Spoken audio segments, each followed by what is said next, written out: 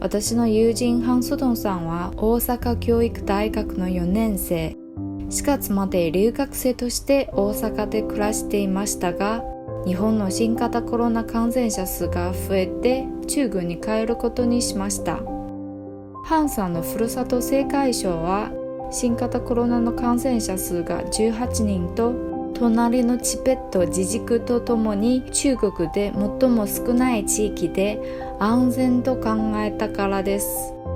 しかしハンさんが青海省の地下で普通の生活を送れるようになるには29日もの日数が必要でした。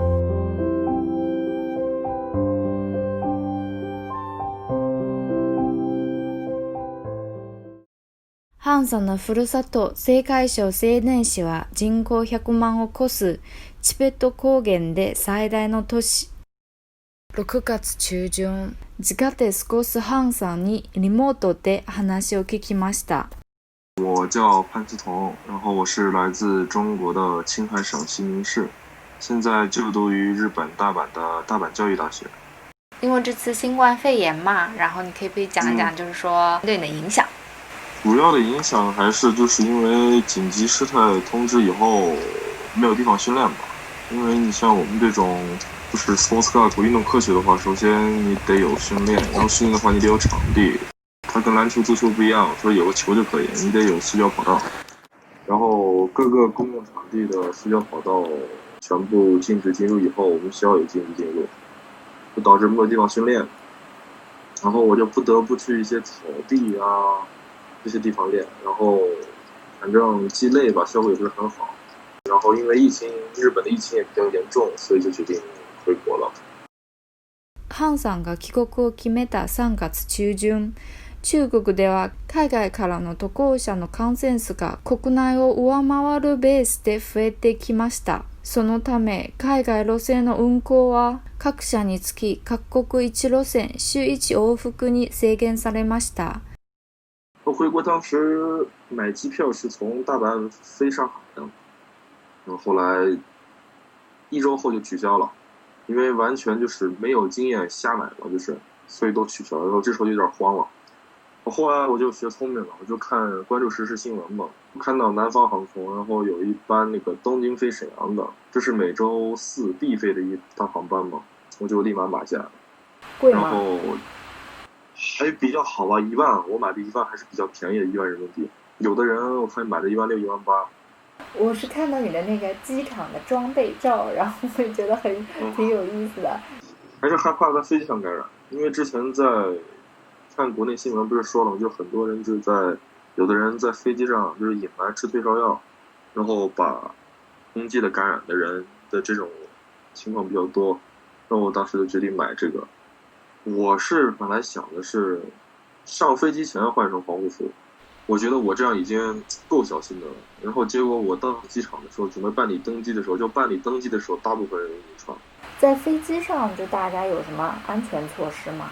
飞机上没有吧，还是穿着防护服什么的，就是也不说话这种。座位之间也没有什么隔离啊、隔板之类的。没有，因为人太多了。我机场飞的话，它也是中午开始飞。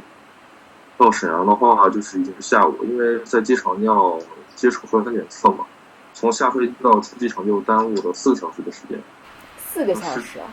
对，因为就排查嘛，这种就一层一层层层排查。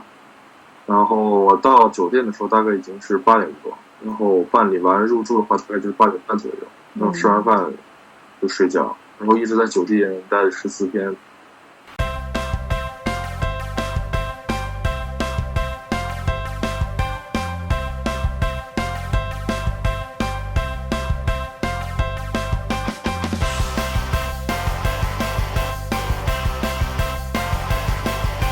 隔离完的当天是14号的下午，我买的机票飞的西宁嘛，因为没有直飞，我就飞的成都，在成都逗留了5个小时左右吧，然后又飞的西宁。在西宁下飞机以后，又被单独带走做了核酸检测，然后核酸检测没出来之前，我是必须得在那个医院隔离1天嘛。第2天核酸结果出来以后，我就可以回家了。しかし、ハンさんの帰郷の途中にある騒ぎが起きていきました。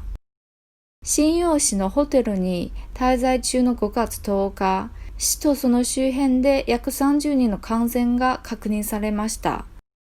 そして瀋陽市を含む東北3省へ立ち寄った市民は自己隔離が求められたのです。就所以说整个东北过来都要隔离，实际上是不用隔离的，但因为东北那边又严重了，就必须得隔离了。回西宁隔离14天是在家自己隔离是吧？就不需要去住酒店。对对对，但实际上也没有那么严。青海省整个17例感染，就是湖北来的一个传染了17个，对，其他人就没有。那个人是故意嘛，然后被判刑了，现在。他判刑判了多少？判了1年多吧。不，我觉得这种真是应该判，就这种就是道德素质。对。你不加上啊，你只能用法律的手段。对，你不管别人死活，那法律凭什么给你自由，对不对？中国は2月に新型コロナウイルスに関する伝染病予防法を公布しました。今までその伝染病予防法に違反したとして10人以上が判決を受けました。健康状態を隠し、流行の拡大につながった場合、最高7年の禁錮刑が課せられます。我是知道，就是很多留学生在日本生活方面就很受影响嘛，但是其实真正决定就是回国的也很少。你为什么如此坚定？怎么说？就是我以前滑雪摔到过一次，然后摔进过 ICU， 实际上就是自身是非常怕死嘛。所以说，很多朋友问我为什么要回国，我说我比较惜命，他们就哈哈笑，有表示不理解。没有经历过生死，所以说我个人比较害怕生死，而尤其是这个新冠肺炎，不管你年轻人还是中年人还是老年人，就完全可以摧毁你，而且还可以潜伏那么久，所以说我个人还是蛮怕的。以前很不害怕，以前就是天不怕地不怕那种，有啥爽玩就行了。后来就不一样，后来就比较怂。幸運にもハンさんと同じ飛行機で中国に戻った300人の乗客の中に感染者はいませんでした。日本の成田空港から出発してから29日後、ハンさんは無事に故郷で日常生活に戻りました。しかし今度は日本へ行くのに帰郷以上の困難が予測され、復学できるのか悩んでいます。